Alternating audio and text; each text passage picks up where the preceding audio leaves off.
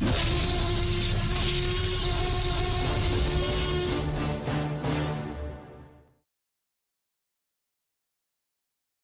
everyone, and welcome to another episode of Jurassic Park Stories. In today's story, I'm going to talk about the absurd quote in the video's title, Jurassic Park sucks! When I was a kid, I loved Jurassic Park, just like today. And just like today, I loved to talk about it with other people.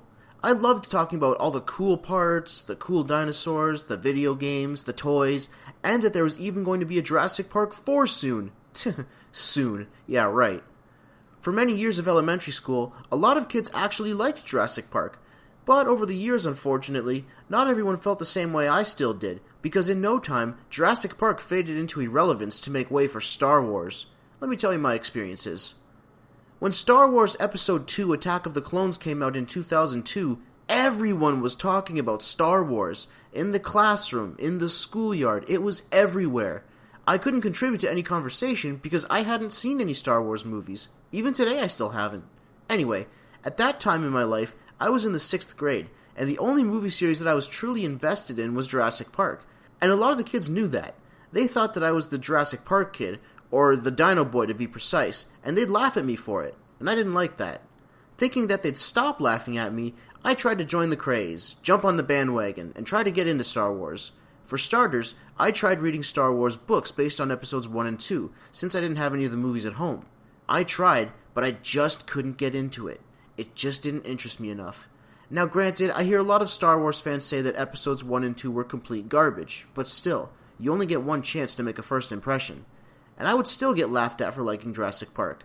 It was okay to like Star Wars, but not Jurassic Park.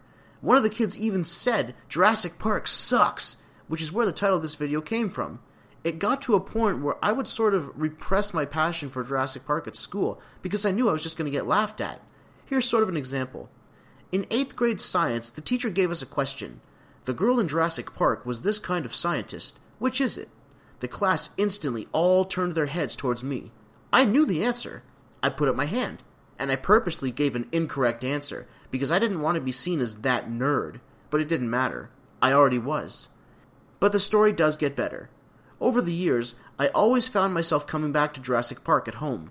There were times where I sort of took a break to enjoy other things like wrestling and anime, but whenever I got back into Jurassic Park, I went full force.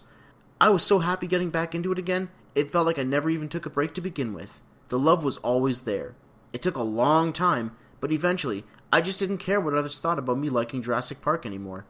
As far as my enjoyment for Jurassic Park went, I embraced it and was proud of it, and I always will be. For any of you kids watching this video, I'd like to share some wisdom with you, something that I've learned over the years. My advice to you is to love what you love, no matter what anybody else says.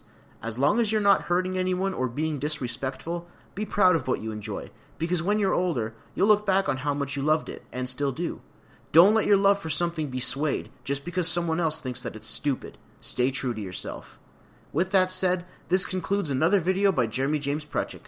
Did you have similar experiences as mine? What are your stories? I hope you enjoyed this little story. I got lots more where this came from. In the meantime, check out my channel. There's lots of videos, and I'd really love it if you could subscribe to me. Don't forget to click the bell. Thanks for watching, and I'll see you next video.